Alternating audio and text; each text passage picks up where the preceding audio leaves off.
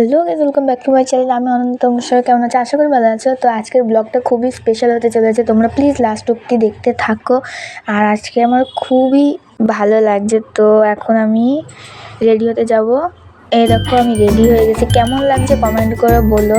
আর ব্লগটা আমি বেশি বড় করলাম না, তো চলো ওখানে গিয়ে দেখা হচ্ছে। তো আমি বাড়ির সামনে দাঁড়িয়েছিলাম, এখনও টোটোওয়ালা আসেনি। তো এরকম আমি টোটো উঠে পড়েছি আর যাচ্ছি।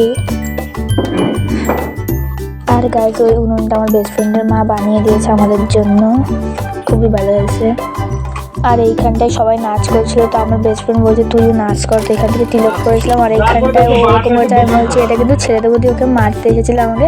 তারপরে দেখো দুটো বিড়াল পাশাপাশি বসে রয়েছে। বাড়ি এসে দেখছি চুপচাপ বসেছিল। আর এ দেখো বাড়ি এসে পড়েছে, দেখো তিলকও পড়েছি আমি।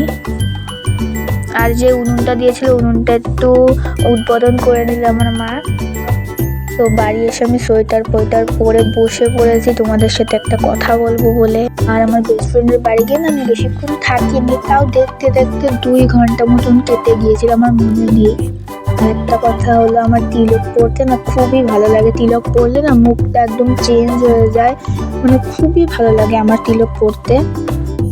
আর গাইজ, আজকে আমি ব্যাগ নিয়ে যেতে ভুলে গিয়েছিলাম। আর গাইজ, আরেকটা কথা বলে দিন, 2 দিন পর আমার জন্মদিন।